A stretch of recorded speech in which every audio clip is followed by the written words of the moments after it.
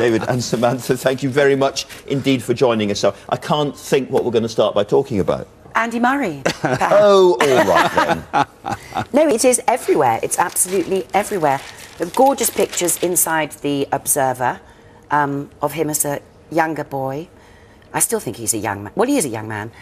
I mean, it is extraordinary, the pressure on him this morning. He's only 25, isn't he? 25 years old. I know. 20 million people watching him. And it's possible as well. That's the other thing, is that you go, he could win. It could happen. He could win. I mean, after Queen's yesterday... Jubilee. I mean, after that wonderfully sort of British pick-up game with the doubles. Yes. I mean, don't you feel... I often feel, sort of, watching commentators and so on, that I want everybody to say he's not going to win. Because if we all sit there saying he can really do it this time, you sort of know deep down it's not going to happen. Do you know what I mean? If we keep him the underdog. If we say, oh, no, it's never going to happen. If we're really grouchy and grim about it... Well, we could try that. Yeah, but that's the British bit of you, isn't it, really? Is, I mean, actually, you know, he probably will win today.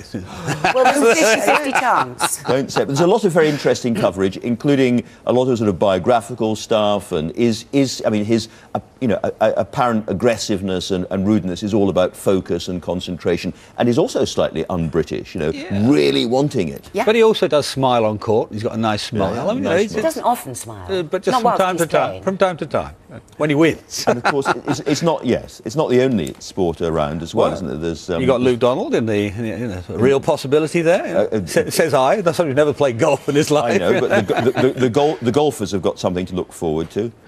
And then we have Silverstone. Yeah. Today. Yeah, although I think Hamilton's at 8, is he? So it's a long shot today. Yeah. OK, let's turn to the big political story of the week ahead, which is actually this huge battle over Lord's reform, David. Yes, I mean, it is going to be a huge battle. It's a 2-day debate. And, of course, it's a battle within the coalition. Yes. As much as anything else. And what the story is, really, is that reform to create 80% of elected Lords by a proportional representation system, and basically most of the Tory party think this is a sop to the Liberals to give them something to be elected to when they get wiped out the next election. That's the internal friendly dynamic of it, you know. Yeah. But of course it's led to all sorts of threats. I mean,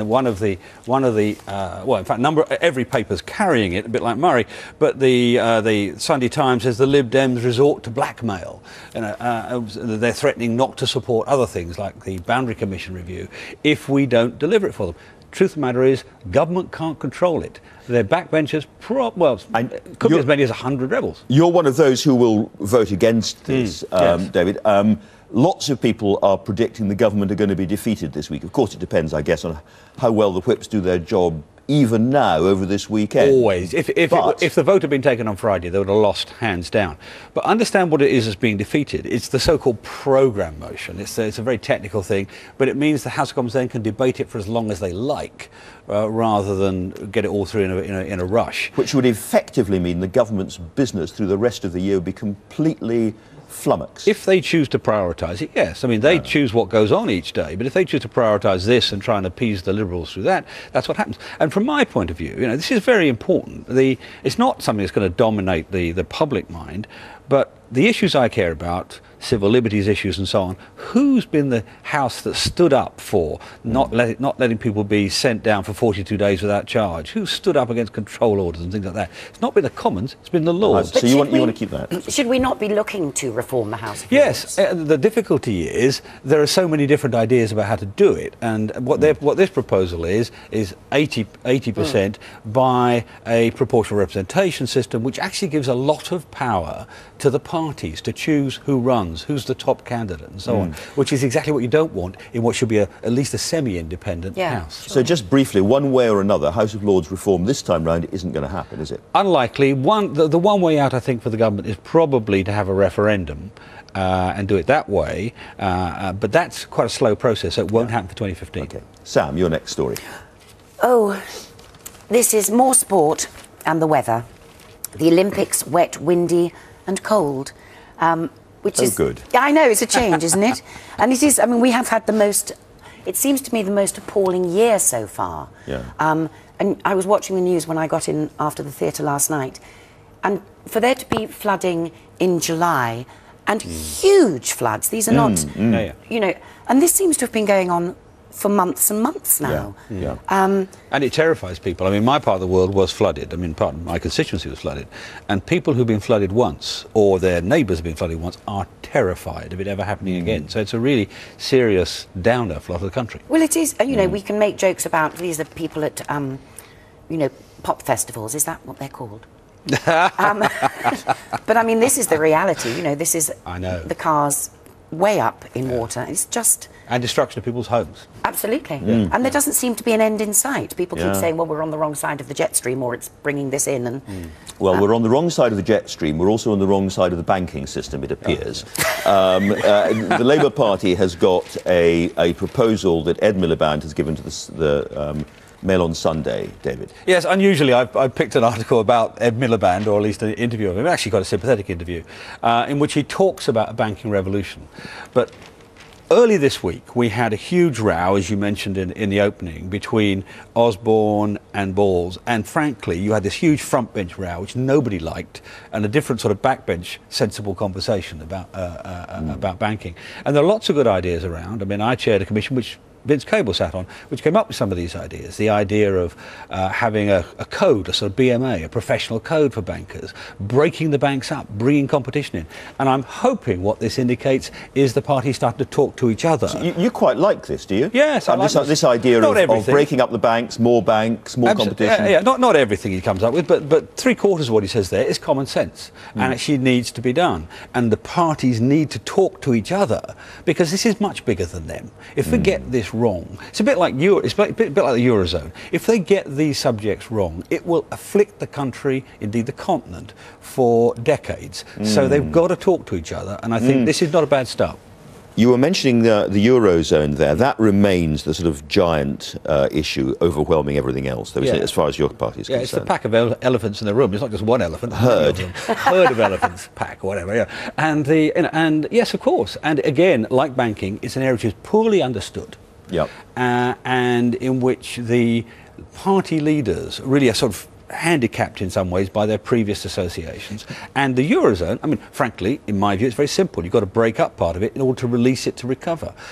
Maybe come back in the future.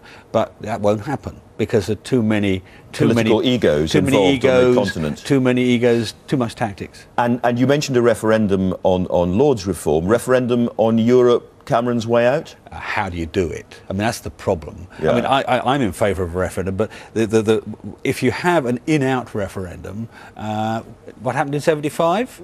It'll be in, and that. Do you think that might happen again? It could happen again, and that could do real harm to those who want to reform Europe, actually. But he's going to have trouble until he does something, isn't he, at the moment? Yes. I mean, partly the problem is that both parties have backed off from having a referendum before. We had the cast iron guarantee, then we didn't do it. Labour promised it and then didn't do it. Liberals did the same. We're all in trouble on it, really. Yeah. Another sort of highly political story, Sam, you've chosen there, runways, Heathrow. Yes, I was rather bewildered to read this morning, is that having believed that we had fought the third runway, they're now proposing to build 2 more at Heathrow. And as someone who lives in the west of London, the prospect of that much more air travel is terrifying, frankly. Yeah. I'm on a party whip on this, but from my family, not from my party. They live in West London too, and they're completely against it. I mean, Heathrow's in the wrong place. The simple truth is, it's in the wrong place. We've put so many of these airports to the west or east of cities. The prevailing wind means you fly over the city. Yeah. It should be north or south. That's the way That's the way it should work. Yeah. That's the way it should. Now, I don't know if we've got it there. Another story in the papers, Samantha, was about the effect of the Olympics on the West End and hotels. We don't have it, but the story effectively says that there's lots of hotels still with empty rooms, cutting prices and so on. They thought the Olympics was going to be a big bonanza, but the same thing is happening to quite a lot of theatres in the West End, particularly the musicals. Yes, well, the thing about the West End is that they didn't know, we still don't know, what people are going to do after they've been to the sporting event. So some theatres have closed. We're still playing a lot What the Butler saw. Great Joe Orton play. It is at the Vaudeville on the Strand. Thank you, playing throughout the Olympics. And I shall come. Yeah, please do. It's very, very funny. But you don't know where those people are going to go, and half of the West End producers are desperately hoping that they're going to come flooding through our doors. I think a lot of it will be last minute. They'll all be stuck in traffic jams. You seen these new Stasi lanes? Those Stasi lanes they put in now, they sort of that allow the Olympic officials to travel, and we all sit in the corner of the street. Flash up saying, you may drive in this lane at the moment. London's been turned into Moscow. London has gone a little bit odd. Thank you both very much indeed for that. To the west.